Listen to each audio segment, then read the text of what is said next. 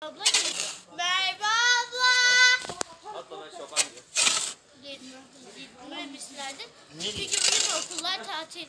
Okul tatil. Abla. Hadi güneş. Merve abla. Ablayı çağır sen de gel aşağıya. Niye ben Yemek yiyorum. Ye sonra gel ben senden de aşağısı buz gibi. Yok.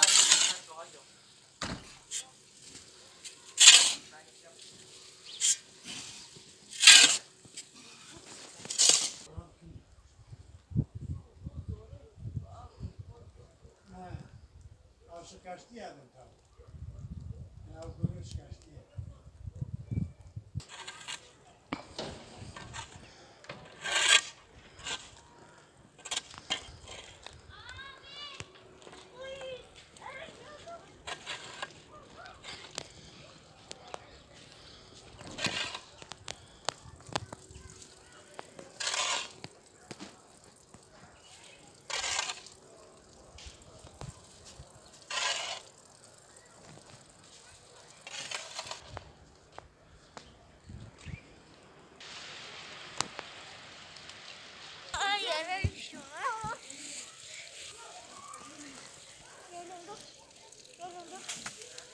Senin yanına gel.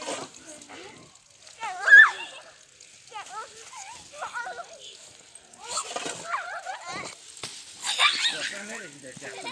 Islanırsan sakta olur.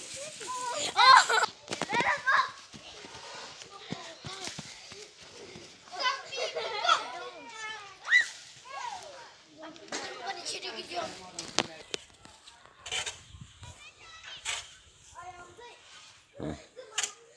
Al kürem aşı.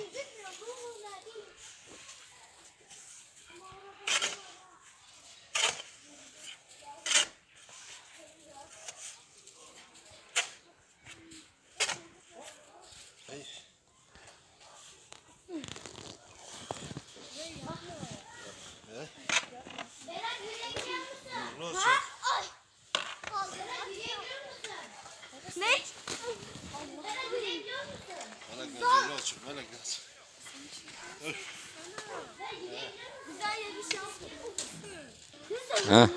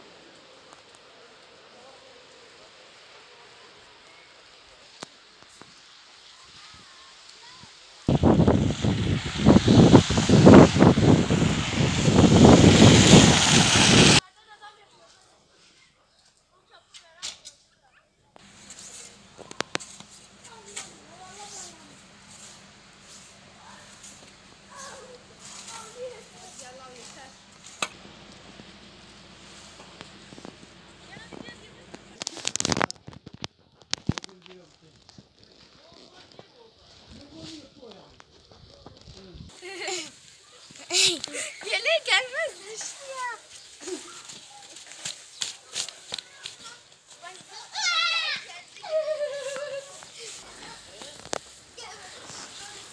Allah!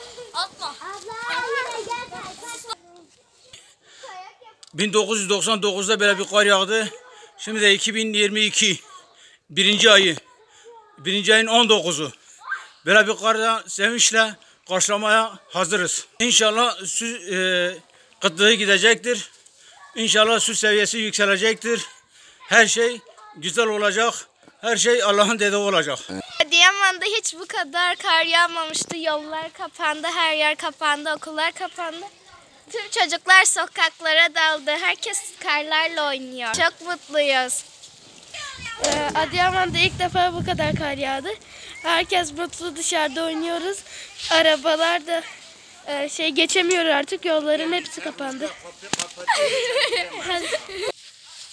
Evet, mutluyum. Adıyaman'da ilk defa bu kadar kar yağdı. Yollar hep kapandı. Bazı kişilerin evlerin kapılarının önü karla doldu. Tüm çocuklar sokağa çıktık, kar top oynuyoruz, kardan adam yapıyoruz.